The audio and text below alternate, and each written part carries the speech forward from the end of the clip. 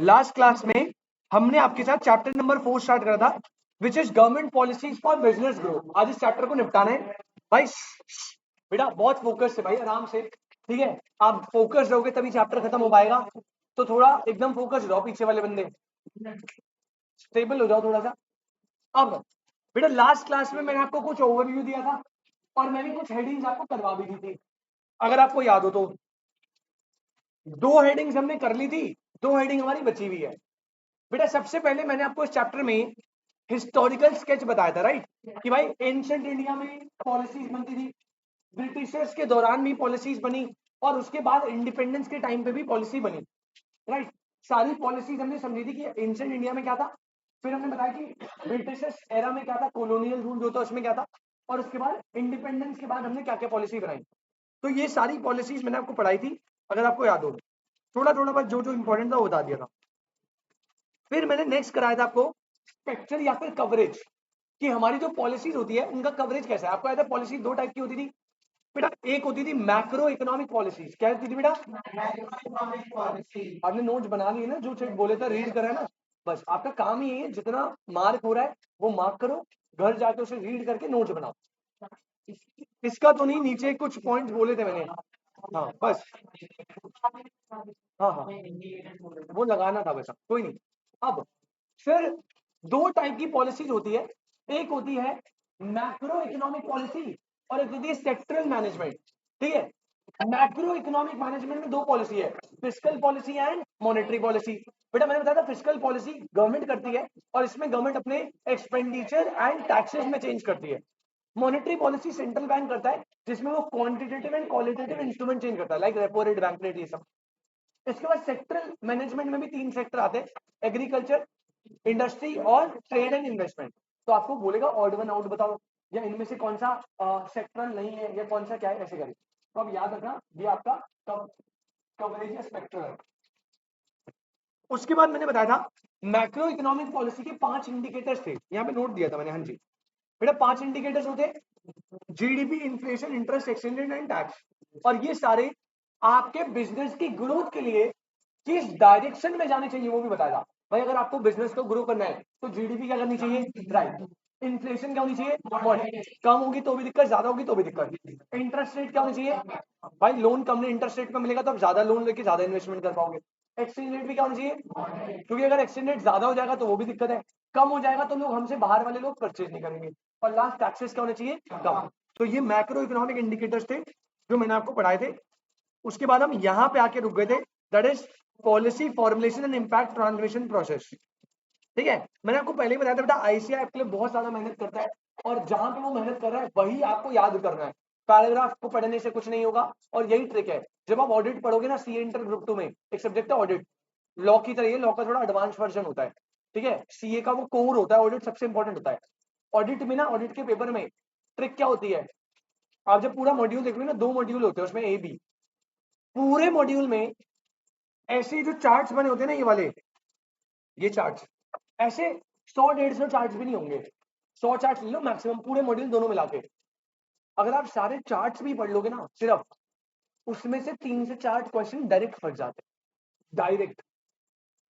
ICI कहता है भाई जब हम आपके लिए इतनी मेहनत कर रहे हैं तो अब ये पढ़ो मेन।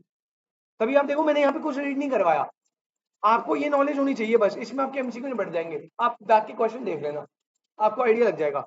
अब यहाँ पे अगेन जो कॉन्सेप्ट है ना बेटा, उसमें बहुत ध्यान देना। हेडिंग जो है, हेडिंग है बेटा आपकी क्या, policy formulation and impact transmission process. भाई देखो समझो क्या बोल रहा है, ये कह रहा है कि भाई गवर्नमेंट पॉलिसीज बनाती है, हाँ या ना, और इन पॉलिसीज से हमारे बिजनेसेस की क्या होती है बेटा, ग्रोथ होती है। भाई गवर्नमेंट की पॉलिसी डिपेंड करती है कि बिजनेस ग्रोथ होगी या नहीं होगी। अब क्वेश्चन इज कि ये जो गवर्नमेंट पॉलिसीज है इसका फॉर्मुलेशन कैसे होता है। इसका फॉर्मुलेशन वर्ड क्या है बेटा, पॉलिसी फॉर्मुलेशन। पॉलिसी को फॉर्म करने के स्टेप्स क्या है, इतना ज्यादा इंपॉर्टेंट नहीं, आज तक क्वेश्चन नहीं आया इससे, बट 5 स्टेप है, देख लो भाई पॉलिसी कैसे फॉर्म होती है, बस ये आपको याद रखना है इतना। ठीक है, तो ऑड वन आउट आ जाएगा। इनमें से कौन सा पॉलिसी फॉर्मुलेशन का कीवर्ड क्या है? पॉलिसी फॉर्मुलेशन का स्टेप नहीं है भाई। सबसे पहले आप बेटा पॉलिसी का कॉन्टेक्स्ट दोगे। क्या दोगे? पॉलिसी का कि किस कॉन्टेक्स्ट में पॉलिसी बनानी है। हम देखते हैं गवर्नमेंट पॉलिसी बनाती कैसे है, पहले किस कॉन्टेक्स्ट में आपको पॉलिसी बनानी है। आपने देख लिया कि भाई आजकल ना बड़ा पंगा हो रहा है बिजनेस टैक्सेस के लिए, तो हम ना इस बार टैक्स की पॉलिसी बनाएंगे। तो कॉन्टेक्स्ट क्या है? टैक्स। अब उसके अंदर आपको पॉलिसी को फॉर्म करना पड़ेगा। तो आप पॉलिसी का अंदर क्या डिटरमाइन करोगे? फिर कंटेंट के अंदर क्या आएगा, पॉलिसी के अंदर होगा क्या। ठीक है, फिर आपको पता है कोई भी, जैसे फॉर एग्जांपल सिक्योरिटी में पंगे थे, जो सिक्योरिटी मार्केट होता है ना, है ना, तो भाई सिक्योरिटी मार्केट में पंगा है, तो हम बोलेंगे भाई सिक्योरिटी मार्केट की बनानी कॉन्टेक्स्ट हो गया, पॉलिसी बनानी क्या, वो क्या हो गया? कंटेंट अंदर। अब वहां पे कोई इंस्टीट्यूशन होगा जिसे हमें इन पॉलिसीज की गवर्नेंस के लिए रखना पड़ेगा, जो रेगुलेट करेगा। तो थर्ड स्टेप में आप क्या आइडेंटिफाई करोगे? इंस्टीट्यूशन। जैसे अगर सिक्योरिटी एक्सचेंज है तो वहां पे इंस्टीट्यूशन कौन होगा? सेबी। अगर बैंकिंग से रिलेटेड है तो कौन होगा? तो वो पॉलिसीज की गवर्नेंस के लिए एक इंस्टीट्यूशन होल्ड करो।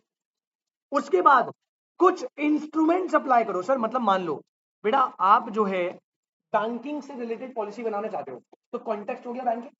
आपने अंदर का कंटेंट बनाया कि भाई मुझे ये करना है, ये करना है, ये करना है। इंस्टीट्यूशन किसको पकड़ाओगे? आरबीआई। और उन पॉलिसीज को अचीव करने के लिए वो अपने इंस्ट्रूमेंट्स में चेंज करेगा, right? Repo rate, bank rate, CRR, HLR. भाई मान लो पॉलिसी बोलेगी मार्केट में डिफ्लेशन चल रहा है, हमें जो है इकोनॉमी को बूस्ट करना है बाय इंक्रीजिंग एग्रीगेट डिमांड। तो आरबीआई जो है अपने इंस्ट्रूमेंट में ऐसा चेंज करेगा जिससे एग्रीगेट डिमांड क्या हो? राइज। मतलब वो रेपो रेट कम कर देगा, बैंक रेट कम कर देगा, सीआरआर एचएलआर कम कर देगा। समझ रहे हो? तो फिर वो इंस्ट्रूमेंट चेंज करेगा। और लास्ट बेटा पॉइंट है मार्केट पार्टिसिपेंट्स। लास्ट पॉइंट है मार्केट पार्टिसिपेंट्स। ये 5 स्टेप्स है। दिस इज, आप इसी में कर लो बेटा। मार्केट पार्टिसिपेंट मतलब आपकी पॉलिसीज में मार्केट के जो बायर एंड सेलर है वो भी पार्टिसिपेट करेंगे ना, फिर तभी तो हाँ, तो वही कह रहे हैं लास्ट में जब सब बन जाएगा, इंस्ट्रूमेंट में चेंजेस हो जाएंगे, फिर मार्केट जो है पार्टिसिपेट करेगी उस पॉलिसी में। क्योंकि जब तक मार्केट, आपने बोल दिया भाई रेपो रेट बढ़ा रहे, डिमांड कम हो जाएगी, जब तक बायर्स इस पे इंप्लीमेंट नहीं करेंगे तो होगी क्या? पॉलिसी बनाने का फायदा क्या है?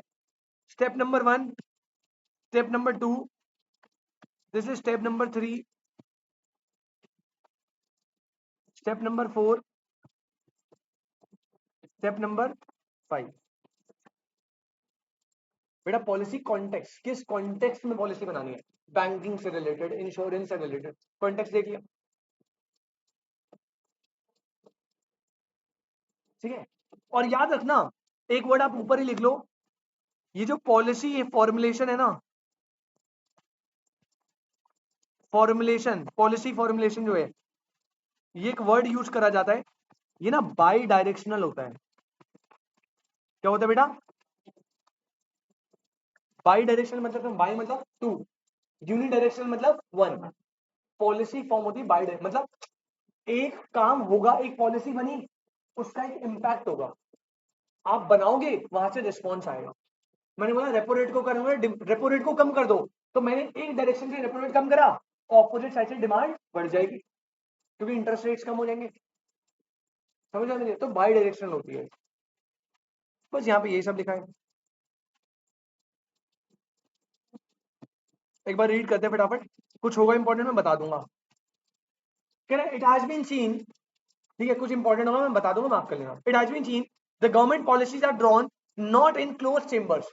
कह रहे भाई आप बंद दरवाजे में तो बना नहीं सकते। क्लोज चेम्बर्स का मतलब ऐसे मत समझना, वो कह रहे हैं क्लोज एनवायरमेंट में पॉलिसी नहीं बनती, पॉलिसी बनाने के लिए आपको एनवायरमेंट को ओपन करना पड़ेगा।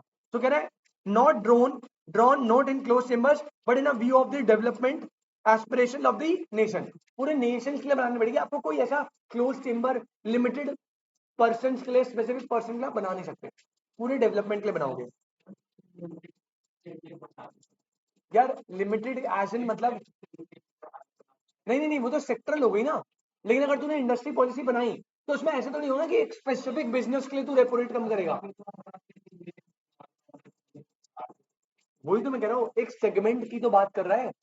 तूने बोला एग्रीकल्चर में पॉलिसी बनानी है, और एग्रीकल्चर में भी हमें स्मॉल फार्मर को पिक करना है। अब 10 स्मॉल फार्मर है, तो उस 10 स्मॉल फार्मर में से पॉलिसी का बेनिफिट किसको मिलेगा? 10 को मिलेगा। क्योंकि 10 के 10 स्मॉल है ना, ऐसा तो नहीं करेगा कि ये 2 स्मॉल फार्मर को बेनिफिट मिलेगा, बाकी 8 स्मॉल फार्मर को बेनिफिट नहीं मिलेगा। इवन ही तो बनाएगा ना सबकी डेवलपमेंट के लिए। सेगमेंट तो चूज कर सकता है। The ultimate responsibility for policy formulation lies with the concern ministry. ठीक है, तो जो पॉलिसी फॉर्मुलेशन है वो उस मिनिस्ट्री पे डिपेंड करेगी। जैसे एग्रीकल्चर के लिए जो मिनिस्ट्री होगी वो पॉलिसी वैसे बनाएगी।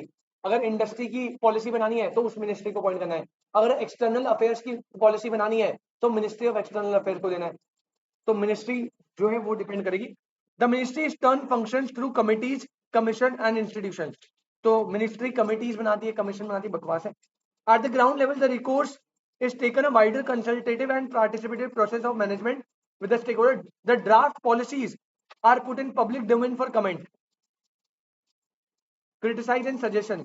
अच्छा, ये लाइन अंडरलाइन करना, जब भी पॉलिसी ड्राफ्ट हो जाती है ना, अभी लागू नहीं हुई, अभी ड्राफ्ट हुई है, तो वो ना पब्लिक के लिए ओपन कर देता है, कमेंट्स के लिए, क्रिटिक और सजेशंस के लिए। पॉलिसी बनाने के बाद आप सीधा उसे इंप्लीमेंट नहीं करते, आप उसे थोड़ा सा पब्लिकली अनाउंस करते हो और देखते हो कि पब्लिक का रिएक्शन कैसा है, उसकी कमेंट्स कैसे, कोई क्रिटिसिज्म तो नहीं हो रहा उस पॉलिसी का। द पॉलिसी दस फ्रेम्ड आर देन इम्प्लीमेंटेड। और फिर जब ये हो जाता है, आपने पॉलिसी बनाई, ड्राफ्ट कर ली, उसके बाद हम ओपन मार्केट में रखते हो, लोग उस पर कमेंट्स करते हैं, और उसके बाद अगर पॉलिसी फ्रेम हो गई देन वो क्या होती है बेटा, और उसका क्या मिलता है हमें,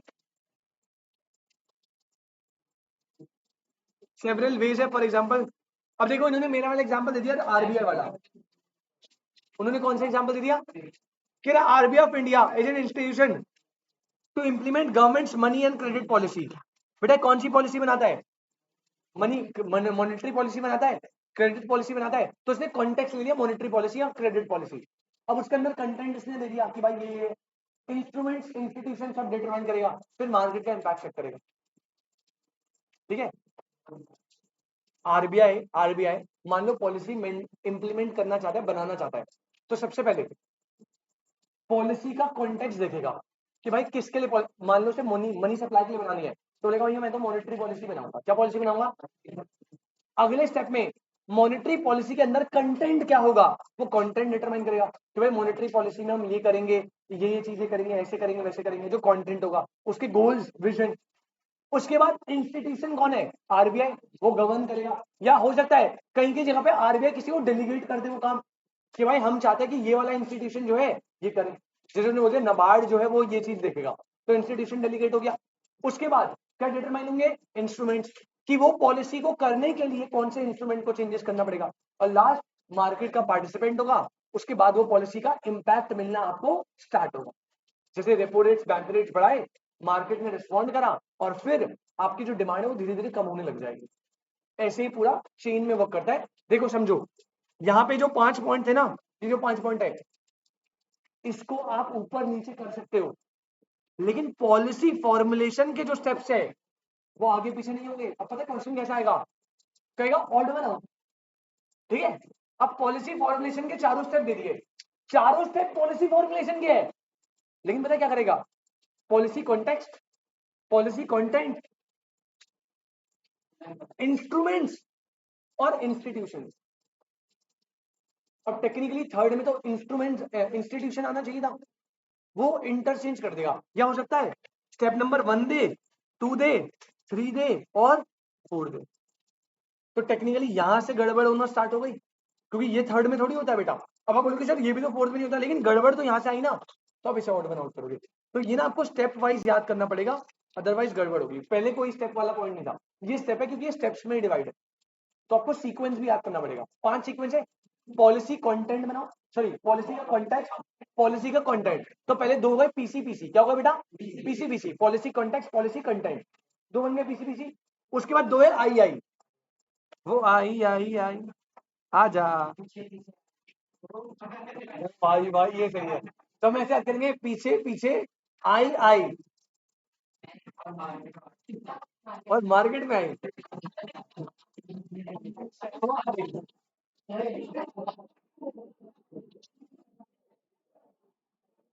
पीछे पीछे आई आई आ रही है पीछे, फिर भी इसकी मतलब क्या, मार्केट बुला रहा है।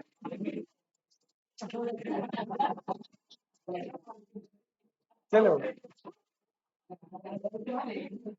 अच्छा, इसका घर मार्केट में। अच्छा, नोट करो जल्दी से, बस बस फालतू नहीं, नोट करो। पॉलिसी कॉन्टेक्स्ट, पॉलिसी कॉन्टेक्स्ट, फिर पॉलिटी का कंटेंट, इंस्टीट्यूशन, इंस्ट्रूमेंट और मार्केट को पार्टिसिपेंट करना। कोई दिक्कत बेटा? सर क्या? अबे यार तू ये बैठ जा। मार्केट मार्केट नहीं नहीं, पॉलिसी का ड्राफ्ट तो पहले पास होगा ना। पॉलिसी का ड्राफ्ट तो इनिशियली पास हो गया ना। ये ड्राफ्ट फॉर्मेशन ही तो हो रही है।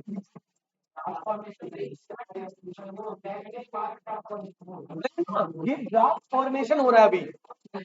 फिर ड्राफ्ट फॉर्म किया, उसके बाद आप पब्लिकली जब ये ओपन कर देते हो यहाँ पे, फिर पब्लिक के कमेंट्स लेते हो। अगर आपको लगता है भाई पब्लिक का रिस्पॉन्स अच्छा है तो आप इम्प्लीमेंट कर देते हो। ये हाँ, पॉलिसी बन रही है अभी ड्राफ्ट में। आपको पता है ना, लॉज होते हैं, पॉलिसी होती है, वो कभी पहले इनिशियली रिजिड नहीं होती। पहले वो ड्राफ्ट फॉर्म में बनती है, उसे जो ड्राफ्ट बोलते हैं। एक्ट होता है, एक्ट पहले एक्ट बन जाता है। पहले वो ड्राफ्ट फॉर्म होता है। ड्राफ्ट का मतलब होता है टेम्पररी पॉलिसी। फिर उस एक्ट को पार्लियामेंट से पास करो, प्रेसिडेंट की असेंट लो, तब जाके वो बनता है ना भाई एक्ट। और वो भी शॉर्ट है, इसमें तो 3 रीडिंग होती है पहले उसमें। वो तो 3 रीडिंग्स होती है उसमें। इतना भी सिंपल नहीं होता जितना सर ने तो अभी तो सिंपल बता देते फाउंडेशन में। ट्रिपल टाइम्स रीडिंग होती है। बहुत सारी कमिटीज बैठते हैं, बहुत सारे बड़े बड़े मतलब हायर एजुकेटेड पर्सन बैठते हैं, उस लॉ मेकर जो लॉ सुप्रीम कोर्ट के रिटायर्ड जजेस होते हैं, वो उनकी कमिटीज फॉर्म होती है। वो बैठ के रीड करते हैं, प्रॉज एंड कॉन्स देखते हैं, लूप होल चेक करते हैं कि लूप होल्स तो नहीं बन जाएंगे, कोई बंदा लॉ का कुछ टेढ़ा मेढ़ा कर दे, उन सबको करेक्ट करने के बाद बनता है। उसके बाद ये नहीं बन गया, फिर अमेंडमेंट भी तो आती रहती है ना बेटा, क्योंकि लॉ एक बार में परफेक्ट बन ही नहीं सकता। तुम्हारे जैसे जहरीले बंदे बाहर घूम रहे हैं, ढूंढ लेते हैं कुछ ना कुछ टेढ़ा मेढ़ा। अब आप इंटर में जाके पढ़ोगे, मैं लिटरली, अरे मैं लिटरली बता रहा हूँ, आप इंटर में पढ़ना। इंटर में क्या है बेटा? इंटरप्रिटेशन ऑफ स्टैट्यूट, एक्ट नहीं है, मतलब एक लॉ को पढ़ने का तरीका बताता है वो, आईयूएस नाम है, इंटरप्रिटेशन ऑफ स्टैट्यूट। ठीक है। अब इंटरप्रिटेशन ऑफ स्टैट्यूट में क्या है देखो बेटा। हाँ, एक एक लाइन है वहां पे बोला, अगर कंपनी ने फ्रॉड करा या कंपनी के डायरेक्टर ने फ्रॉड करा, comma, he shall be liable. क्या बोला? ही शैल। समायरा खुश हो गई कि यहाँ तो ही लिखा है, कि लॉ में तो ही लिखा है, मैं तो सी हूँ, कि मैं फ्रॉड कर देती हूँ। अबे भाई ये केस है, तुम मजे ले रहे हो। समायरा ने बोला भाई लॉ में तो ही लिखा है ना, मतलब अगर फ्रॉड में लड़का इन्वॉल्व है तो वही लाइबल होगा। एक एक वर्ड से गेम बदलता है, पहले बता रहा हूँ। इंटर में ये पढ़ोगे तुम। आईओएस आया, किसने करा हुआ ऐसा? ही का सी। आईओएस आया, कह रहा भाई देखो, जब भी लॉ पढ़ोगे ही इंक्लूड सी, जब भी लॉ पढ़ोगे ही इंक्लूड सी, खत्म ना। रेसिप्रोकल में वर्क नहीं करता है। और यही तो इंटरप्रेट नाम देखो, इंटरप्रिटेशन ऑफ स्टैट्यूट। स्टैट्यूट मतलब लॉ, लॉ का इंटरप्रिटेशन करना सिखाएंगे आपको इसमें। बहुत तगड़ा, मतलब बहुत तगड़ा गेम है। इंटर में आई अदर लॉ में है आईयूएस। नहीं नहीं, हमें होगा।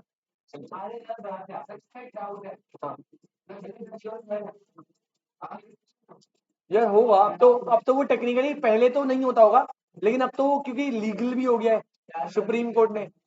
जो ट्रांसजेंडर कम्युनिटी होती है ना, उनको अब लीगल कर दिया है, तो उनके लिए भी कुछ होगा प्रोविजन, होंगी उनके लिए। उनका तो सेपरेट एक्ट ही होते हैं भाई। अच्छा आ जाओ, अब आओ बेटा next, this is very important. Heading डालना भाई, इसको बेटा मोस्ट इंपॉर्टेंट कर लो।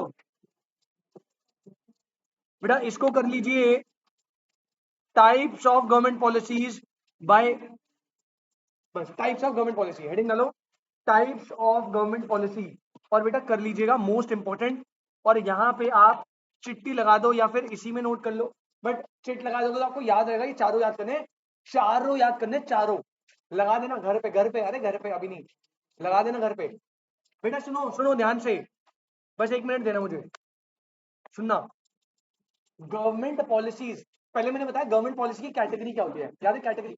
उससे पहले हिस्टोरिकल स्केच पढ़ाया, समाज हिस्टोरिकल सेट में एंशिएंट इंडिया पढ़ाया, ब्रिटिश एरा पढ़ाया, और आफ्टर इंडिपेंडेंस पढ़ाया। सेकंड पॉइंट मैंने पढ़ाया आपको कि कवरेज कैसा है पॉलिसी का। 2 पॉलिसी थी, फिस्कल और वो डिवीजन था, डिवीजन।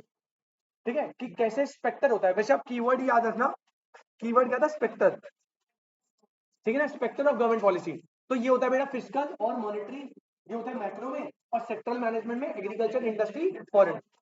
उसके बाद मैंने बताया कौन कौन से इंडिकेटर्स है मैक्रो पॉलिसी के, इंडिकेटर, वर्ड मैक्रो पॉलिसी के 5 थे, GDP, inflation, foreign exchange, tax और एक और था इंटरेस्ट। अब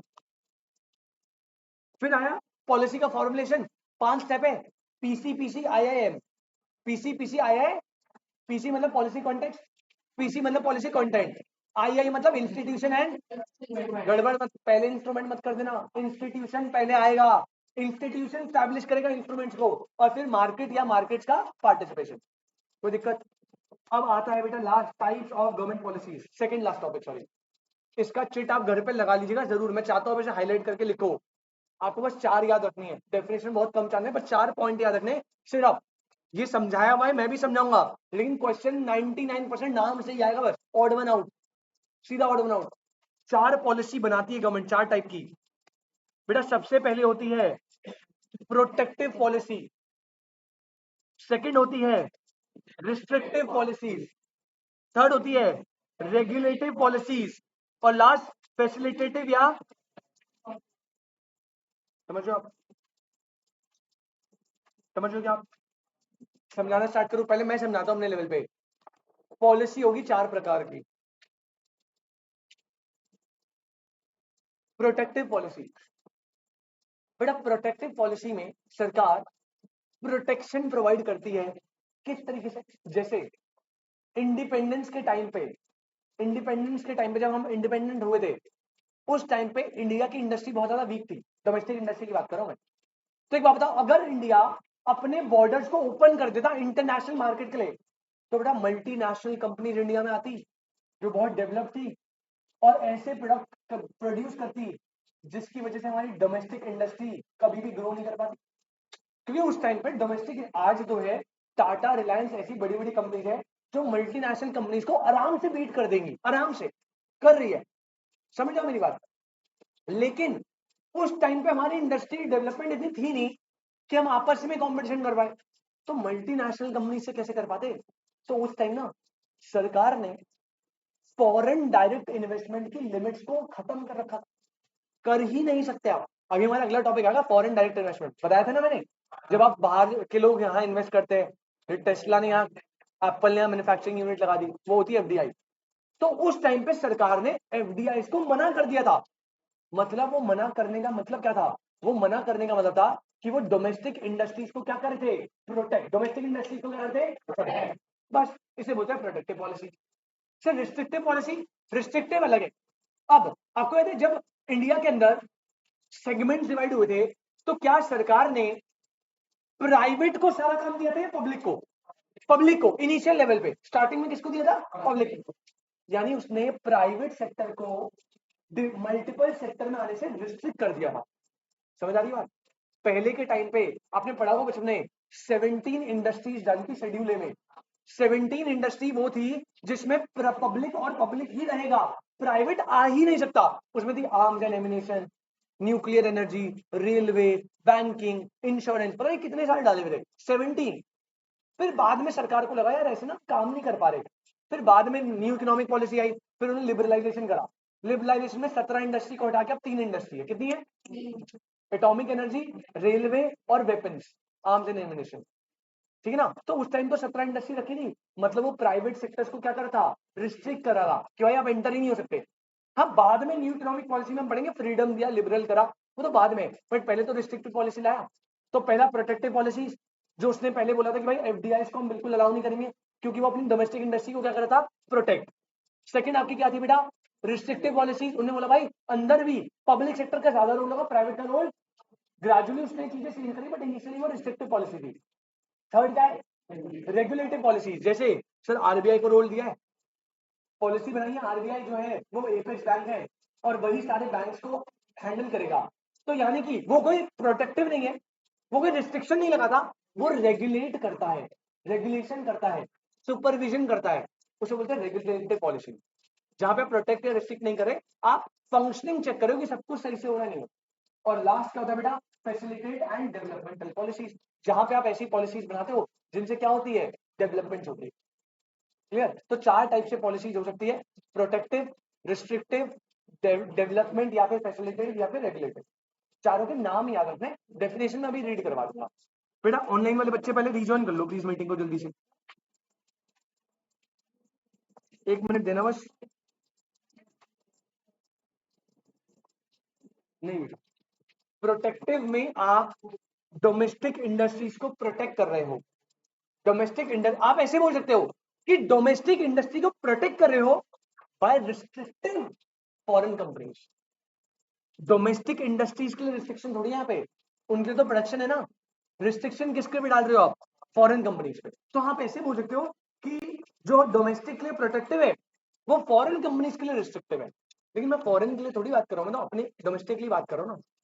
हाँ, लेकिन जब हमने इंटरनली इंडिया के अंदर प्राइवेट को कम रोल दिया, पब्लिक को ज्यादा दिया, तो अब वो प्राइवेट इंडस्ट्री की क्या हो गई, रिस्ट्रिक्ट। अब उन्हें प्रोटेक्ट थोड़ी कर रहे, कोई दिक्कत? चलो भाई, तो ये 5-4 पॉलिसी है। मैं वैसे बता दूं एग्जाम ओरिएंटेड तो चारों के नाम याद रखने बस, बस डेफिनेशन भी नहीं आएंगी, लेकिन भाई रिस्पॉन्सिबिलिटी तो पढ़ लेते फटाफट, इसी में हाईलाइट करेंगे। आप पता है क्या करना, आपका काम क्या है, जैसे अब मैंने इसमें से कुछ हाईलाइट करवाया, तो आप क्या करना है, यहाँ पे लिख लेना अभी मेरे साथ, ताकि ना आपको नीचे दोबारा देखने की जरूरत ही ना पड़े। सबसे पहली पॉलिसी बेटा, प्रोटेक्टिव पॉलिसी।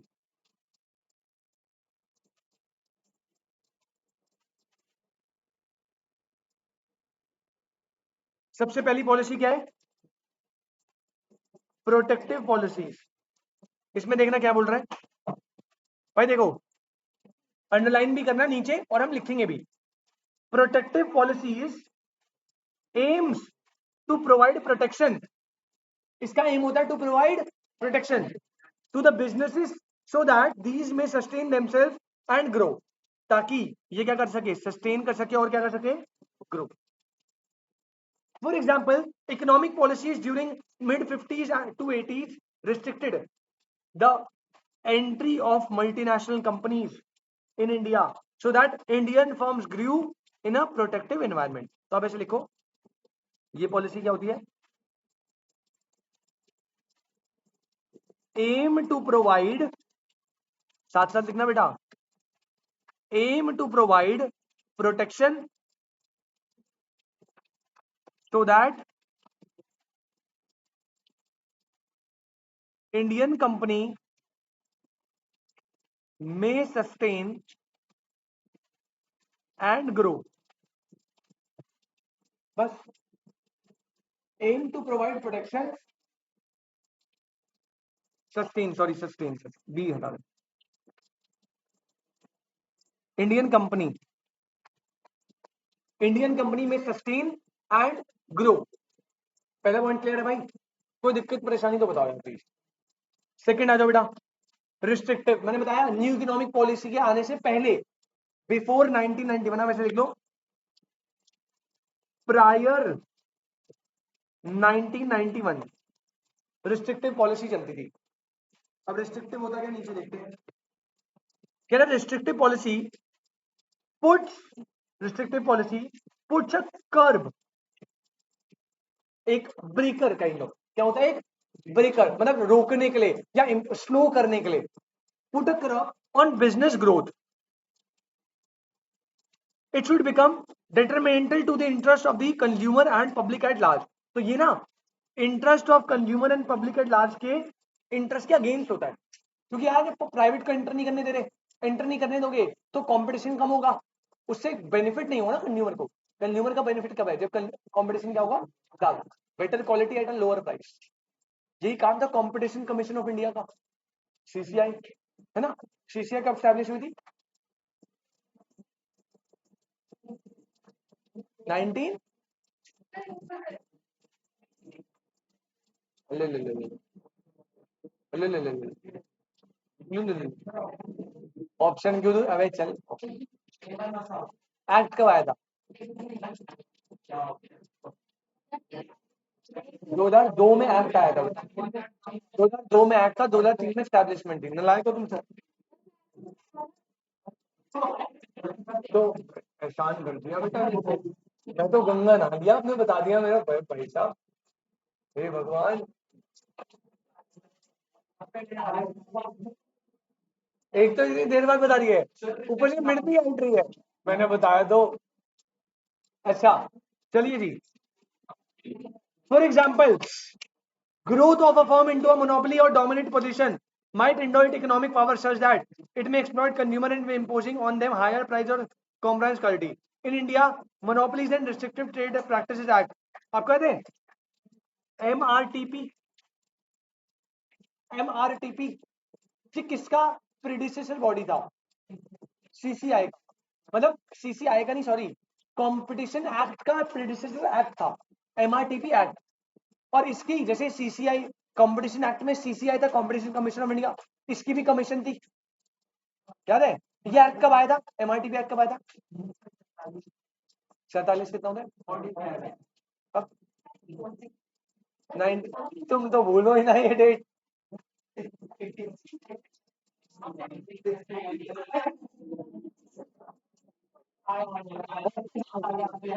हम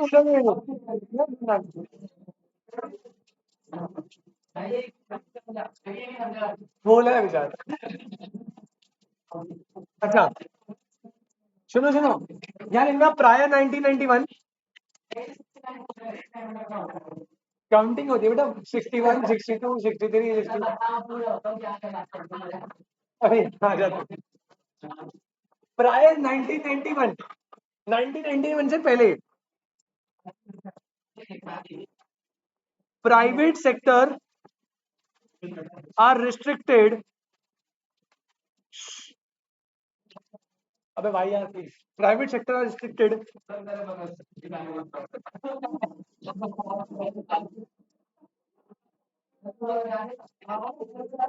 बेटा, बस शांत बेटा।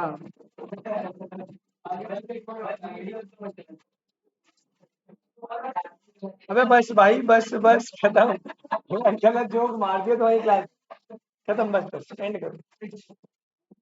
अच्छा प्राइवेट सेक्टर जो है वो रिस्ट्रिक्टेड था to enter into certain industry 1991 से पहले। आकाश में 1991 में इकोनॉमिक पॉलिसी, उसमें लिबरलाइजेशन में ये हटा दिया था, प्राइवेट को अलाउ कर दिया था। नेक्स्ट आता है बेटा रेगुलेटिव। भाई इसमें क्या बताओ, रेगुलेटिव में कौन कौन है? आरबीआई रेगुलेटिव पॉलिसी के अंडर आए, आरबीआई भी तो रेगुलेटिव पॉलिसी बनाता है सर। सेबी, सेबी हो गया बेटा, याद है आपको इंश्योरेंस वाला ईडा। इसके अलावा बेटा नबार्ड, नबार्ड वैसे रेगुलेटरी बॉडी भी है बट नबार्ड लिखो मत क्योंकि वो फंडिंग में था। सीसीआई, भाई ये सारी रेगुलेटरी पॉलिसीज तो फॉर्म करते हैं ना, और रेगुलेशन सब बंदा अपने आप को रेगुलेट। आरबीआई किसको रेगुलेट करता है? सेबी किसको? Security market. ईडा किसको? इंश्योरेंस। और सीसीआई किसको? कंपटीशन को, consumer of interest of the consumer को प्रोटेक्ट करता है। सॉरी, कमोडिटी, हाँ कमोडिटी मार्केट। देखो भाई इसका काम पता है क्या है? Regulatory policy.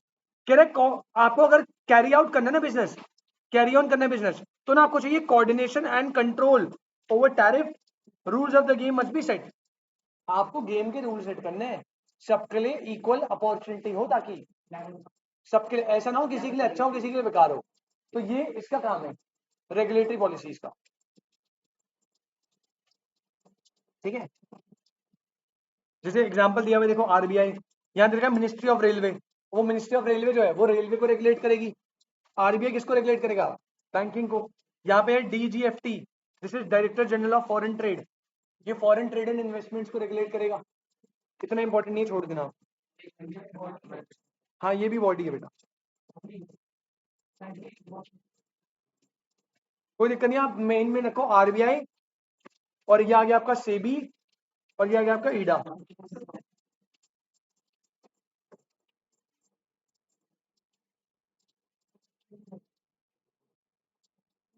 लास्ट आ जाओ बेटा, facilitative and development policies. Facilitative and development बस एक वर्ड है, ones which facilitate an activity, underline करके यहां लिख लेना, ones which facilitate an activity। ones which facilitate an activity.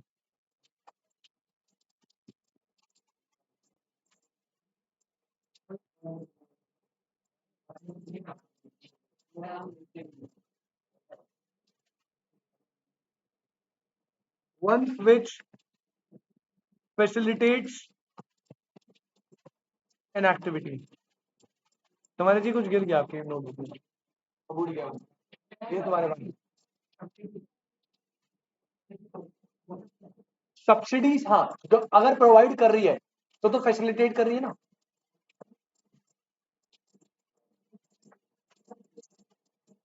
आपको 4 के नाम याद रखने, फिर से रिपीट कर रहा हूं बेटा। नाम, डेफिनेशन भी बहुत रेयर है, रेयर क्या पूछेगा ही नहीं, नाम पूछेगा, नाम इनमें से कौन सा पॉलिसी नहीं है, क्या बोलेगा, ऐसी पॉलिसी जो ना एक्टिविटीज को फैसिलिटेट करती है, फैसिलिटेटिव, जो डोमेस्टिक को इंटरनेशनल मार्केट से प्रोटेक्ट करती है, प्रोटेक्टिव, प्रोटेक्ट करती है, प्राइवेट प्लेयर्स को एंटर करने के लिए मना करा था, restricted. I hope it is clear. Last point आ जाओ भाई, ये आपके लास्ट हेडिंग है चैप्टर की। This is economic changes process. और बेटा ये कुछ नहीं है, इसका ना शॉर्ट में नाम बताओ तो ये है new economic policy. New economic policy जिसे हम प्यार से एलपीजी बोलते हैं, दैट इज 1991। 1991 आपने 12th क्लास में पढ़ा है पूरा चैप्टर, और बहुत इन डेप्थ पढ़ा है, बहुत इन डेप्थ। यहाँ तो कुछ भी नहीं है, तो छोटा सा है। अब मैं बताता हूँ, इससे आएंगे भर के क्वेश्चन। अभी तक मैंने जितने पढ़ाए थे सारे चुनने चुनने टॉपिक थे, बढ़िया इजी सिंपल, है ना। हमने स्पेक्टर पढ़ा, कवरेज कैसा था, हमने इंडिकेटर्स पढ़े मैक्रो इकोनॉमिक पॉलिसी के 5, फिर मैंने आपको प्रोसेस बताए थे, याद है, स्टेप पीसी पीसी आईआईएम। उसके बाद मैंने आपको पढ़ाया अभी क्या, ये रिसेंट टॉपिक में, कि पॉलिसी के टाइप्स 4 टाइप की होती है, प्रोटेक्टिव, रिस्ट्रिक्टिव, रेगुलेटिव और फैसिलिटेटिव या डेवलपमेंट। अब ये लास्ट आता है न्यू इकोनॉमिक पॉलिसी। भाई वो कह रहा है 1991 में 1991 में हमने एम करा इंडिया की ग्रोथ पोटेंशियल को राइज करने के लिए, और ग्रोथ पोटेंशियल को राइज करने के लिए 3 स्टेप लिए थे। पहला liberalisation which is L, second है बेटा प्राइवेटाइजेशन विच इज पी, और ये जो पॉइंट है यहां से, ये है ग्लोबलाइजेशन। अभी आप नोट मत करो, बाद में तो आएगा ही वो, तब कर लेना वहां पे। दिस इज, इसके आगे सारा ग्लोबलाइजेशन है, ठीक है, ये उसका दूसरे नाम से दिया हुआ बट है ग्लोबलाइजेशन। पहले आ रहा हूं लिबरलाइजेशन में, जल्दी जाना। अब मैं बताता हूं क्वेश्चन कहां से आएगा। भाई देखो, पहली बात, लिबरलाइजेशन का मतलब क्या था सर? लिबरलाइजेशन का मतलब होता है जब आप प्राइवेट सेक्टर पे, सुनना, जब आप प्राइवेट सेक्टर पे इंप्लीमेंट हुई हुई रिस्ट्रिक्टिव पॉलिसीज को हटाते हैं। फिर से रिपीट कराओ, प्राइवेट सेक्टर पे हमने रिस्ट्रिक्टिव पॉलिसीज लगाई थी, नहीं लगाई थी बेटा? लगाई थी ना, जिसमें हम उसको किस कुछ सेक्टर्स में एंटर करने से रिस्ट्रिक्ट कर रहे थे। पहले वो 17 इंडस्ट्री थी, कितनी इंडस्ट्री, मतलब 17 इंडस्ट्री में रिस्ट्रिक्टिव पॉलिसी लगी थी पहले। लेकिन 1991 में जब हमने देखा कि भाई पब्लिक सेक्टर परफॉर्म नहीं कर पा रहा, इसको इतनी इंडस्ट्री दे तो रही, इसकी बस की नहीं हो पा रही, लॉस कर रही है इंडस्ट्री, ढंग से वर्क नहीं कर रही, हमारे फॉरेन एक्सचेंज कम हो रहे हैं, इकोनॉमी में इन्फ्लेशन हो रहा है, बीओपी डेफिसिट में आ रहा है। जब इतनी ज्यादा प्रॉब्लम फेस करी गवर्नमेंट ने, तो गवर्नमेंट को समझ आ गया भाई हमने जो ये प्रोटेक्टिव रिस्ट्रिक्टिव ये पॉलिसी लगाई है ना, ये काम नहीं आ रही। तो सबसे पहले गवर्नमेंट ने बोला कि रिस्ट्रिक्टिव पॉलिसीज को हटाओ। कौन सी पॉलिसीज? और रिस्ट्रिक्टिव पॉलिसीज को हटाना is liberalisation.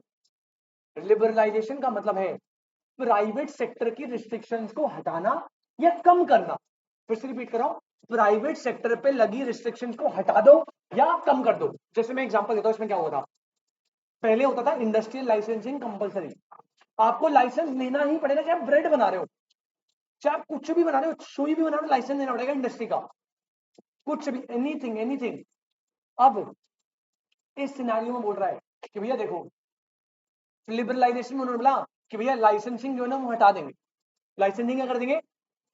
Accept certain cases, except certain cases. तो यहाँ पे आपको 5 केसेस दिए बेटा आज भी इंडिया में, जहाँ पे लाइसेंसिंग रिक्वायर्ड है, जैसे आर्म्स एंड एमिनेशन हो गए, है ना, और आपका लिकर हो गया, सिगरेट टोबैको हो गए, वहां पे आपको लाइसेंस चाहिए, अदरवाइज पहले की तरह कंपलसरी नहीं रहा। तो ये लिबरलाइजेशन में एक पहला पॉइंट है, ठीक है ना। तो लिबरलाइजेशन में सिंपल से आपको इतना याद रखना है कि प्राइवेट सेक्टर के रिस्ट्रिक्शंस को रिमूव करा या रिड्यूस करा, लाइसेंसिंग हटा दी, 17 इंडस्ट्री से 3 इंडस्ट्री कर दी, जहां प्राइवेट सेक्टर नहीं जा सकता ना 17 इंडस्ट्री थी, और बाकी अब कितनी कर दी 3, मतलब इन 3 में तो जा ही नहीं सकता, ना तो पब्लिक रहेगा, बाकी कहीं भी जा सकता है विदाउट लाइसेंस के, लेकिन 5 ऐसी है जिनमें लाइसेंस लेना पड़ेगा।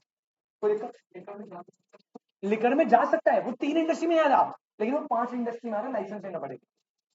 3 इंडस्ट्री जहां पे जा ही नहीं सकता वो है nuclear energy, arms and ammunition और रेलवे, ये 3 में प्राइवेट जा ही नहीं सकता।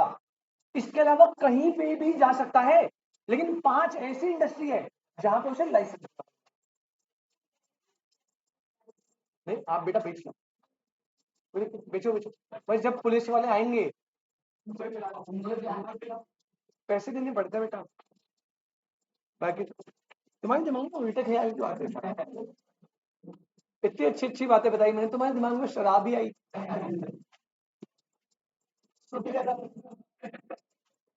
चलो भाई रीड करते फटाफट आ जाओ।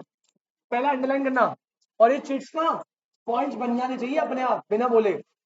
पहला पॉइंट, लिबरलाइजेशन मींस क्या बोला था, रिमूव और लूजन रिस्ट्रिक्शन।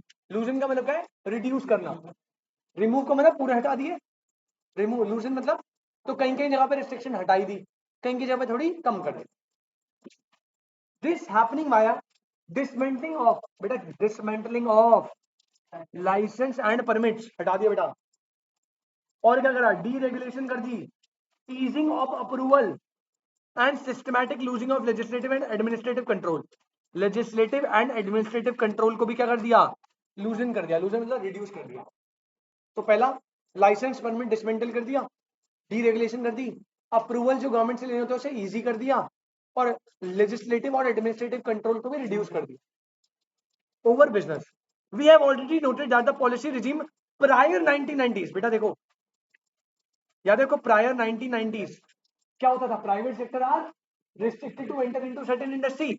अब देखो यहाँ लाइन क्या बोली है, यहाँ कह रहा है we have already noted that policy regime prior 1990s was categorized by a host of restriction on private sector। पहले prior 1990s में क्या होता था, restriction on private sector होती थी बेटा। while it is debatable whether these restrictions are relevant at the time of they were imposed or at the first place, these restrictions certainly seem to be, बेटा बकवास है, these restrictions include reservation of the number, ये याद रखना, these restrictions included reservation of sizable number of industries for public sector। और आपको याद है कितनी थी वो, अभी बताया था बेटा, 17 इंडस्ट्रीज, 17 इंडस्ट्रीज रखी हुई थी हमने, आपकी बुक में ना 18 लिखी हुई थी पहले, लेकिन वो गलत थी, 17 थी। द रिक्वायरमेंट, और क्या था बेटा, requirement of licensing for capacity installation, augmentation and reservation of item for exclusive manufacturing in the small scale industry. मतलब लाइसेंसिंग लेना पड़ता था, अब ये समझो, ठीक है, आपको लाइसेंस लेना है। अब ये वर्ड क्या है, इंस्टॉलेशन मतलब नया प्लांट इंस्टॉल करे हो, ऑगमेंटेशन मतलब प्लांट के साइज को बढ़ा रहे हो, मतलब पहले आपने एक ब्रांच खोली थी, नया खोलोगे तब भी लेना है, ब्रांचेस को बढ़ाओगे तब भी लेना है, और प्रोडक्ट को चेंजेस करोगे ना तब भी लाइसेंस लेना है। अब इतना लाइसेंस लेगा तो क्या प्राइवेट सेक्टर इंडस्ट्री में एनकरेज होगा, डिस्करेज? करना ही नहीं है, घर बैठेंगे, नौकरी कर लेंगे, ऐसे तो जॉब्स ही क्रिएट नहीं होगी। तो सरकार को समझ आया प्रॉब्लम हो रही है। Seen for this perspective, liberalization में भी डिफाइंड है, देखो यहां से अंडरलाइन करो दोबारा से, ये भी डेफिनेशन का ही फॉर्म है। लिबरलाइजेशन में भी डिफाइंड एज, ऊपर वाली भी थी ये भी है, systematic process of enlargement and enhancement of freedom of the private sector. This definition is very good, chit में इसको इंक्लूड कर लेना पक्के से। तो अगर आप देखो तो मैंने जो चिट वाले पॉइंट्स है ना जो आप स्टिकी नोट्स में लिखोगे, उसमें कुछ 2-3 डेफिनेशन हमें अच्छी सी मिल गई है यहाँ पे। पहला पॉइंट आप ये डाल सकते हो कि सर सिंपल सा पॉइंट नंबर 1 डालना, लिबरलाइजेशन मींस रिमूव और लूजन रिस्ट्रिक्शन। सेकंड पॉइंट आप ये डाल सकते हो, liberalisation means systematic process of enlargement and enhancement freedom of private sector, ठीक है।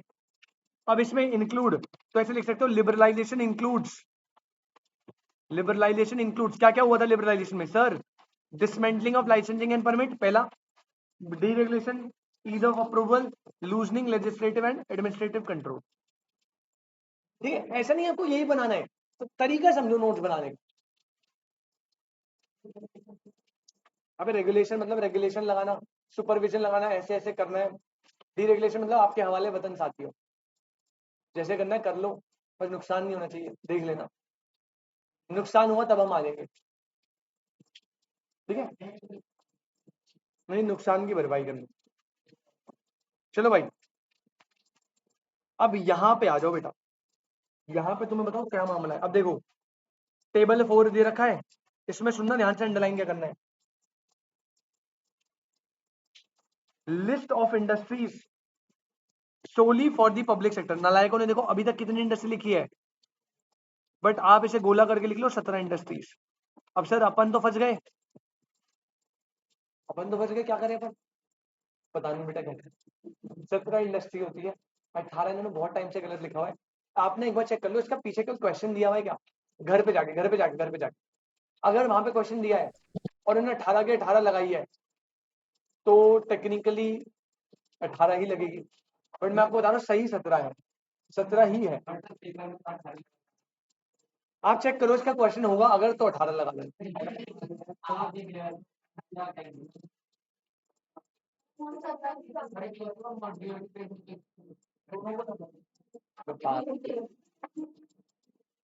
अगर क्वेश्चन दिया हुआ है और उसमें आंसर जो टिक करा हुआ है वही देखना, अदरवाइज 18 लगा, 18 ही लगाना है तो गलत भाई, लेकिन 18 लगाना। तो यहाँ पे ना कुछ सुनना यहाँ से इंपॉर्टेंट देखो। अब इसमें इसमें सर ये कौन सी इंडस्ट्री है, ये वो इंडस्ट्री है जो सिर्फ किसकी होगी, पब्लिक सेक्टर की, शेड्यूल ए इंडस्ट्री बोलते हैं।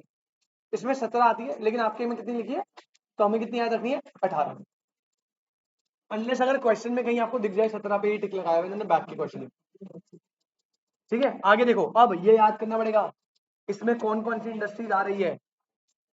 ठीक है, iron and steel, heavy plant and machinery, telecommunication, telecom equipment, mineral oil, mining, air transport service, electricity generation and distribution. ये एक वर्ड है, इलेक्ट्रिसिटी जनरेशन एंड डिस्ट्रीब्यूशन।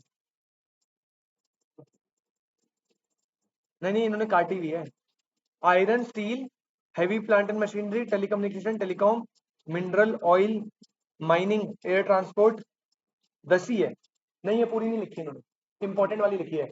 लेकिन बाद में आपको पता है ना बेटा, बाद में हमने इन्हें रिड्यूस करके कितना कर दिया था, आपके सामने बेटा 3, ये तो पक्के से याद रखना, defence, aircraft and warships, atomic energy generation और रेलवे।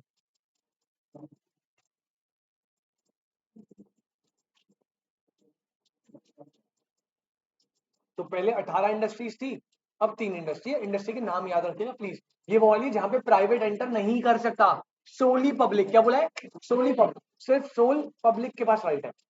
अच्छा, अगले पैराग्राफ में भी इंपॉर्टेंट पॉइंट है, इससे तो बहुत बार, इससे तो फिर भी कम क्वेश्चन आता है ये वाले से, इससे तो बहुत बार क्वेश्चन आया कि भाई मैंने आपको बताया था लाइसेंसिंग पहले कंपलसरी थी, लिबरलाइजेशन में लाइसेंसिंग को रिड्यूस करा था, और इंडस्ट्री कितनी है, 5, जहां पे लाइसेंस लेना है। क्या यहाँ पे पब्लिक प्राइवेट आ सकता है, आ सकता है, क्या लेना पड़ेगा, इंडस्ट्रियल लाइसेंसिंग। फिर industrial licensing almost abolish except, कह रहे ऑलमोस्ट अबॉलिश, खत्म हो गई, एक्सेप्ट बेटा फ्यू इंडस्ट्री, कौन सी, कह रहे few few hazardous and environmental sensitive industry such as, देखो बेटा एनवायरमेंट हार्मफुल बता रहा है बेटा, कितनी अच्छी अच्छी इंडस्ट्री डाली हुई है इसमें, एल्कोहल, ओए होए होए, कह रहे माहौल बिगड़ जाता है इससे, इसे पता ही नहीं माहौल तो इसी से बनता है। अगली क्या बोली बेटा, सिगरेट, बंदे छल्ले बना रहे, मजा आ रहा है उन्हें, धुआं धुआं कर रहे, दिल्ली का पोल्यूशन, कह रहे एनवायरमेंट खराब कर रहे, गंदी बात। इंडस्ट्रियल एक्सप्लोसिव, बेटा तुम याद है ब्रैकेट लिख लो बम, क्या लिख लो, तुम्हें ऐसे समझ आएगा। Industrial explosive, aerospace, aerospace, space पे जाने के लिए लाइसेंस, भाई मुझे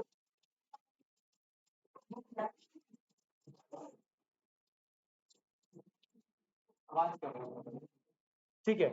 एरोस्पेस, पता नहीं भाई, हमारी मर्जी, हम कहीं भी जाए, तुम्हें क्या, हम नहीं लेंगे लाइसेंस। एरोस्पेस के लिए भी चाहिए। और ड्रग्स एंड फार्मास्यूटिकल्स, जो मेडिसिन, जो उसमें ड्रग्स की एप्लीकेशन होती है, वो ड्रग फोकस ही कहाँ जाता है। एल्कोहल, सिगरेट, ड्रग्स घर में बन जाते हैं। इसको वाइटनर सूंघने वाले ड्रग्स की बात करें, यहाँ पे उन ड्रग्स की बात करें जिनमें मेडिकल बेनिफिट्स है। ठीक है, बहुत जितने भी मेडिसिन होते हैं उनमें ड्रग्स, जैसे एनेस्थीसिया होता है बेटा, एनेस्थीसिया होता है जब सर्जरी होती है बहुत मेजर, तब लगता है वो। और वो एनेस्थीसिया क्या है, वो ड्रग है जो आपको ऐसे बढ़िया एकदम रिलैक्स कर देता है कि आपको पता ही नहीं लगता आपका हाथ कट के जुड़ के क्या हो रहा है आपके हाथ पे। लिटरली बता, काट भी ये काट दोगे ना तो भी आपको पता नहीं लगेगा कि लग हो गया, बाद में लगेगा जब एनेस्थीसिया उतर जाएगा। उसके बाद तो कुछ पता ही नहीं लगेगा। पेन किलर है बहुत तगड़े वाला।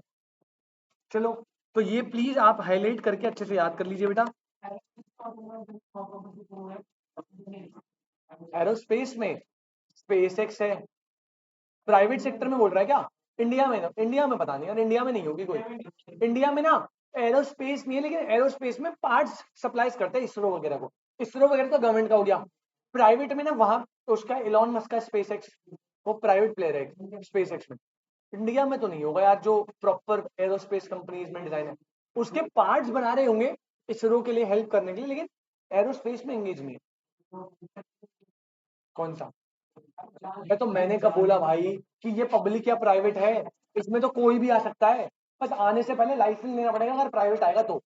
मैंने कब बोला कि ये प्राइवेट का है, प्राइवेट ही आएगा, पब्लिक आ ही नहीं सकता, ऐसा बोला मैं? बेटा फायदा क्या होगा यार इसमें ना, मैं तभी तो बोल रहा हूँ इसमें फायदा, इसमें ना रेवेन्यूज इतनी नहीं है। एरोस्पेस जो है ना उसमें रेवेन्यूज इतनी नहीं होती। बेटा रेवेन्यूज आता है जब आप सैटेलाइट ऊपर भेजते हो ना, उससे इन्फॉर्मेशन मिलती है। जैसे अब फेसबुक है, फेसबुक को सारा जीपीएस है, गूगल है, गूगल जो है जीपीएस चलता है ना, किससे चलता है? वो ऊपर सैटेलाइट है इसलिए चलता है, वो जो ट्रैफिक दिखा रहा है वो सब कुछ। तो वो सैटेलाइट भेजने के लिए गूगल ने किसी ऐसी कंपनी को पकड़ा होगा। अभी एक शार्क टैंक में आया था, वो भी यही काम करते थे एरोस्पेस में, लेकिन वो ना स्टार्टअप है अभी, वो कम, वो छोटी सैटेलाइट बनाते थे। हाँ, तो जैसे गूगल को स्पेस से भिजवाना है ऊपर सैटेलाइट, तो उन्हें बोलेगा कंपनी को, भाई नासा को, भाई भेज ऊपर, हम पैसे दे रहे हैं, ऐसे करते हैं।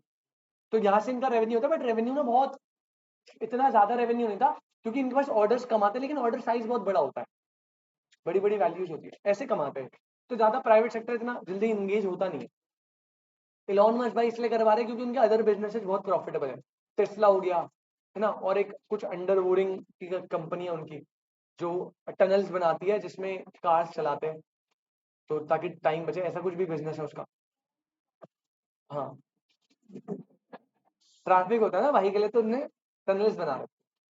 अच्छा, तो ये बेटा लाइसेंसिंग वाला क्लियर है? तो अब प्लीज ये याद रखना, ये इसमें बहुत इंपॉर्टेंट है बेटा।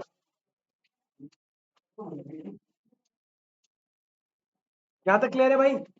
ये नोट कर लिया, इसका स्टिकी नोट चाहिए मुझे। हाँ, एक यहाँ पे और एक यहाँ पे। यहाँ पे आएगी 18 इंडस्ट्रीज, 18 इंडस्ट्रीज जो कि एक्सक्लूसिव पब्लिक सेक्टर है, और उनके नाम 10 नाम लिखे हुए। और फिर नीचे आएगा 5 इंडस्ट्रीज जिसमें लाइसेंस रिक्वायर्ड है, 5 नाम है। ठीक है, 2-3 तो तुम्हारे फेवरेट है। एक देखो, alcohol cigarette drug, alcohol cigarette drug, drug कौन से? फार्मास्यूटिकल वाले।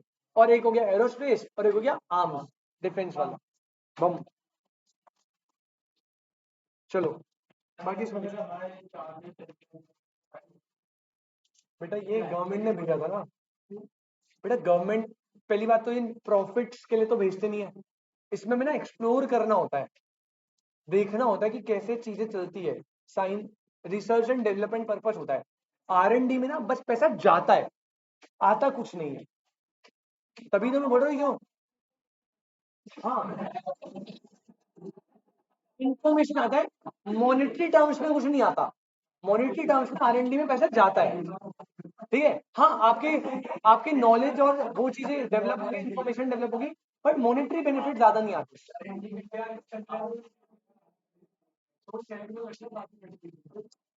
यार। ऐसे अब इतना तो मुझे भी एरोस्पेस का इतना पता नहीं है, बट मुझे नहीं लगता इन्फॉर्मेशन सेल करेगा। भाई कुछ होगा, उन्हें को ढूंढना। हाँ जोड़ी तो हवाबाजी के लिए भी होता है। चलो हम अपने अपने सब्जेक्ट मैटर से नहीं भटकेंगे भाई, मैं कोई एरोस्पेस का टीचर नहीं हूँ बेटा। सुनो ध्यान से, अरे भाई शांत शांत।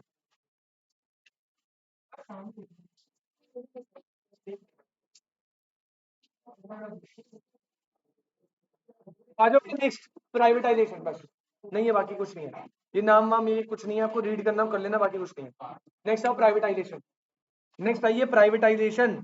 इसमें से तो बेटा आप, मैं बता दूं आपको क्लियर टर्म्स में, बिल्कुल क्लियर टर्म्स में क्वेश्चन आएगा गारंटेड, क्वेश्चन आएगा गारंटेड, और मैं बता दूं कहां से आएगा। बेटा पैसे वापस बेटा, यहाँ से नहीं आया तो। ऑनलाइन वाले बच्चे मीटिंग नहीं ज्वाइन करो बेटा, ऑनलाइन वाले बच्चे मीटिंग नहीं ज्वाइन करो बेटा। पता नहीं भाई, थोड़ी देर बाद टॉपिक खत्म करवाना था यार।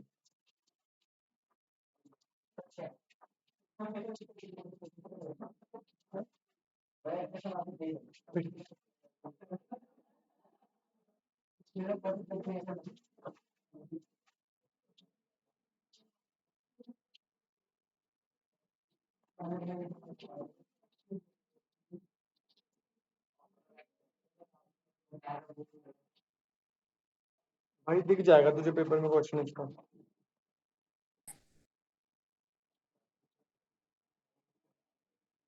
यार देखो, ये जो प्राइवेटाइजेशन वाला पार्ट है ना, ये तो अभी हम देख लेंगे अगली क्लास में। इस पैराग्राफ को मैं स्किप कर रहा हूँ, मैं सीधा पहले इसमें आ रहा हूँ। बेटा पहले तो पॉइंट डाल लो, most important point, most most most important. 100% एक क्वेश्चन आएगा, 100%, और इसी में से आएगा, हर साल आता है। ऊपर वाला पैराग्राफ आप स्किप करेंगे, अभी अभी मत देखना उसको, उसमें मैं आऊंगा वापस से।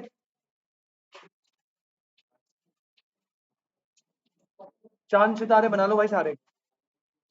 सुनो ध्यान से, अब बेटा प्राइवेटाइजेशन जो होता है ना, प्राइवेटाइजेशन का मतलब क्या होता है, जब गवर्नमेंट पब्लिक सेक्टर की ओनरशिप प्राइवेट को देती है। प्राइवेटाइजेशन का सिंपल सा मतलब है, जब गवर्नमेंट पब्लिक सेक्टर की ओनरशिप प्राइवेट को देती है, उसे क्या बोलते हैं, प्राइवेट। अभी हम ऊपर जब पढ़ेंगे अगली क्लास में, तब हम कर लेंगे, कोई दिक्कत नहीं है। अब प्राइवेटाइजेशन करने के भी ना अलग अलग टाइप्स होते हैं।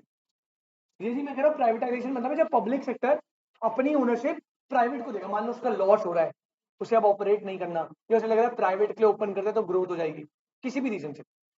प्राइवेटाइजेशन 4 तरीके से होता है बेटा, मतलब पब्लिक सेक्टर प्राइवेट को 4 तरीके से ओनरशिप दे सकता है। एक होता है डिलीगेशन, एक होता है डीवेस्टमेंट, डीवेस्टमेंट, डिसप्लेसमेंट और डिसइन्वेस्टमेंट। ठीक है, 4 बताए, डेलीगेशन, डीवेस्टमेंट, डिसप्लेसमेंट, डिसइन्वेस्टमेंट। आपको ना पहले ये दोनों पढ़ने इकट्ठे, जब आप चिट बनाओगे ना, तो इनको दोनों को साथ में रखना, डिवेस्टमेंट और डिसइन्वेस्टमेंट, इनको कनेक्ट करना, ये दोनों कनेक्टेड है।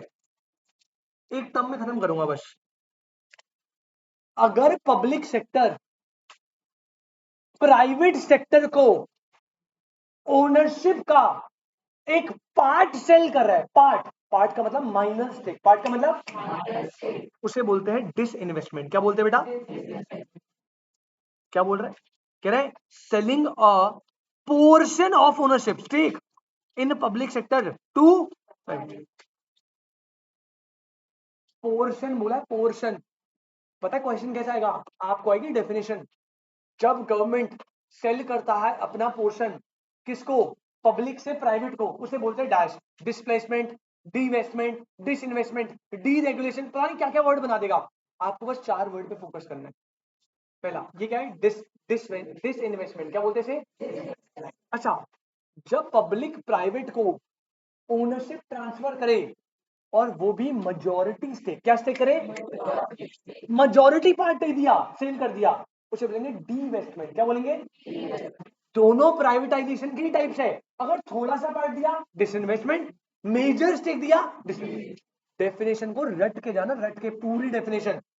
100% सीधा डेफिनेशन आएगी, ये हुआ ऐसे हुआ है, बताओ भाई क्या है, 1 2 3 4, और उसके इनके अलावा कुछ फालतू पॉइंट भी दे दे जो आपने सुना ना हो, आपको बस फोकस रखना है जो आपने पढ़ा उस पर, ठीक है ना। डिवेस्टमेंट, हाँ मेजोरिटी स्टेक मतलब 51 नहीं, मोर देन 50, 50.1 भी दे दिया, मेजोरिटी स्टेक आ गया ना।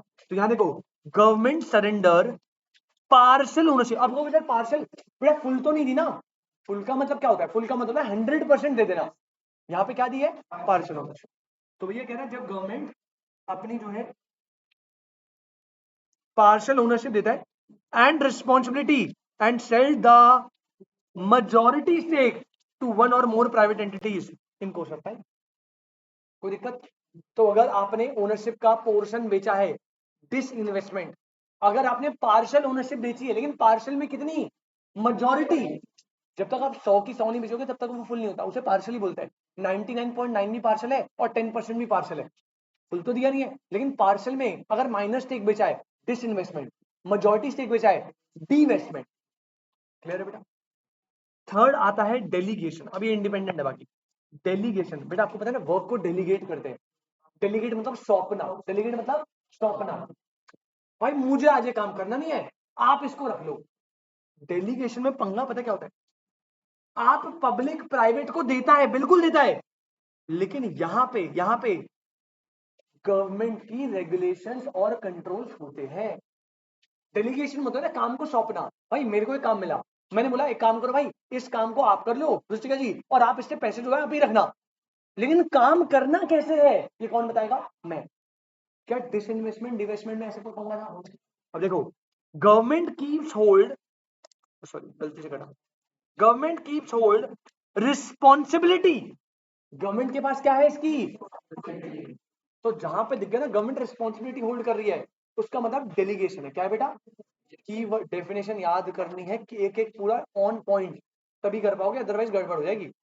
Government keeps hold on responsibility and private enterprise handles full और partly delivery of products and service, मतलब जो पूरा ऑपरेशन है, डिलीवरी करना, गुड्स एंड सर्विस की रेवेन्यू लेना, वो सब प्राइवेट लगा देख रही है, होली और पार्टली, लेकिन रिस्पॉन्सिबिलिटी किसकी है, क्योंकि इसमें डेलीगेशन में होता है, वर्क को डेलीगेट करते हो आप, तो रिस्पॉन्सिबिलिटी आपकी है, लेकिन मैंने अपने किसी जूनियर से, किसी प्राइवेट पर्सन से करवा दिया, सारे ऑपरेशन ये संभालना है, रिस्पॉन्सिबिलिटी मेरी है। देयर इज, क्या बोल रहा है, active involvement of government, delegation में हैपन थ्रू कॉन्ट्रैक्ट, फ्रेंचाइज या फिर ग्रांट, कोई दिक्कत। नेक्स्ट आता है और लास्ट बेटा, प्राइवेटाइजेशन का form, this is called disinvestment, or displacement. Displacement मतलब आपकी प्लेस से आप हटे और आपकी प्लेस किसी और ने ले ली, कोई आपकी रिस्पॉन्सिबिलिटी कुछ नहीं। जैसे आज से कुछ साल पहले टेली कम्युनिकेशन सेक्टर में बीएसएनएल और एमटीएनएल थे, ठीक, अब उन्होंने अपना स्टेक कुछ बेचा नहीं, कुछ नहीं, उन्हें समझ आ गया भैया ये सेक्टर बड़ा अजीब है, इसमें हमारा काम नहीं बन रहा, हम हट रहे, प्राइवेट सेक्टर आप आ जाओ। आपका ओनरशिप, आपकी रिस्पॉन्सिबिलिटी, नाम है रिस्पॉन्सिबिलिटी, कुछ नहीं लेना। हमारे अगर पब्लिक सेक्टर अपनी पोजीशन को छोड़ता है और उसमें प्राइवेट आ जाता है, दैट इज कॉल्ड डिस्प्लेसमेंट। समझ आया नहीं, स्टेक की तो बात ही नहीं हो रही ना, यहाँ पे गवर्नमेंट अपना स्टेक तो बेची नहीं थी, उसने पहले भाई टेलीकम्युनिकेशन खुद होल्ड करा था, अब वो अपना होल्ड करके आपको दे रही है, तो अपना स्टेक थोड़ी बेच रही है, वो तो अपने आप साइड हो रही है। क्या बोल रहे हैं, private enterprise expand and gradually displace the government entity, private sector expand होगा और बढ़ते बढ़ते वो प्राइवेट सेक्टर गवर्नमेंट एंटिटी को क्या कर देगा, डिस्प्लेस, डिस्प्लेस मतलब उसको हटा के उसकी जगह खुद आ जाएगा। Deregulation facility privatisation if it enables private sector to challenge government monopoly. सुनो, अगर बट इसमें क्या है, अगर प्राइवेट सेक्टर चैलेंज करेगा गवर्नमेंट मोनोपोली को, ठीक है, तो वहां पे भी थोड़ा आपको देखना पड़ेगा, क्योंकि मोनोपोली के केस में डिस्प्लेसमेंट वर्क नहीं करता। जैसे रेलवे है, रेलवे के केस में उसे पता है, वो चाहता है कि डिस्प्लेसमेंट वर्क ना करे, इतना ना बड़ा हो जाए कि हमें ले जाए, तभी उसने क्या करा, उसके लिए रेगुलेशन लगाई, प्रोटेक्शन पॉलिसीज बनाई है। जैसे शेड्यूल ए इंडस्ट्री में डाल दिया था ना बेटा, 3 इंडस्ट्री नीचे आता है, 3 इंडस्ट्री रेलवे आ रहा है वहां पे, ये क्या था कि मोनोपोली खराब ना हो मेरी। तो डिस्प्लेसमेंट जो है वो मोनोपोली के केस में गवर्नमेंट कई बार हो सकता है प्रोटेक्ट करके रखे, हो सकता है छोड़ दे, वो उसके ऊपर है, उसको कितनी, उस सेक्टर की कितनी इंपॉर्टेंस है। अब डिफेंस है, आपको लगता है डिफेंस में डिस्प्लेसमेंट वर्क करेगा कभी, गवर्नमेंट करने ही नहीं देगा, टोटली डिपेंड्स ऑन गवर्नमेंट। हाँ एयरलाइन में sorry। चलो एग्जाम्पल बेटा याद रखना, government monopoly through BSNL MTNL, लेकिन मोनोपोली थी, लेकिन गवर्नमेंट को लगा यार इसमें मोनोपोली करके कोई फायदा नहीं है, तो मोनोपोली को डीरेगुलेट कर दिया उसने, कहता हटा दो भाई, हम मोनोपोली क्रिएट नहीं करें, हम साइड हो गए, आप आ जाओ। तो इससे डिस्प्लेस कर दिया प्राइवेट सेक्टर ने। आपको पता है एयरटेल आया था, वोडाफोन आया था, तो गवर्नमेंट को खुद लगा कि यार यहाँ पे मोनोपोली करके फायदा नहीं है, हम हट रहे हैं। लेकिन कुछ कुछ जगह पे जहाँ मोनोपोली वर्क चाहिए, रेलवे या डिफेंस, वहां पे गवर्नमेंट कभी आने नहीं देगा डिस्प्लेसमेंट। क्लियर है बेटा? ये 4 टर्म का स्टिकी नोट चाहिए मुझे यहाँ पे मोस्ट इंपॉर्टेंट के साथ। अभी ये वाला पार्ट हमारा बच गया थोड़ा सा, ये पैराग्राफ, और बेटा लास्ट ग्लोबलाइजेशन का ऑलमोस्ट 1 पेज। संडे को बेटा, संडे को चैप्टर खत्म हो जाएगा, संडे को मिलते हैं आपसे। कोई और क्लास तो नहीं है ना आपकी? देख लेंगे बेटा संडे को, सैटरडे रात तक पता चल जाएगा, ये चैप्टर खत्म भी हो जाएगा, और इस चैप्टर को खत्म करने के बाद अगला चैप्टर स्टार्ट करेंगे अपन लोग, ठीक है ना? देखते हैं टाइम पे।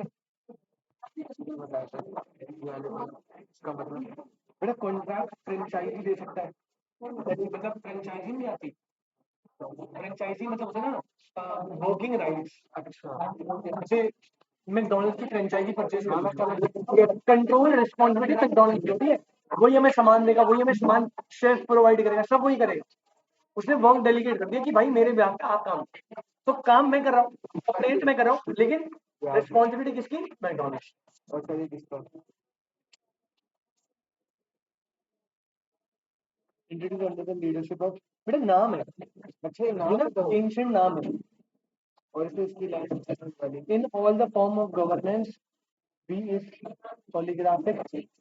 अरे बेटा ये ना ये मार्केट्स के नाम है, जैसे हमारे टाइम में मार्केट्स होती थी ना, वैसे ही कह रहा है इन किसी भी फॉर्म ऑफ गवर्नेंस हो, गवर्नेंस मतलब राजतंत्र का शासन होता है ना, जैसे उसमें होता है ना सोशलिस्ट कम्युनिस्ट, तो वैसे ही है और उसके नाम है।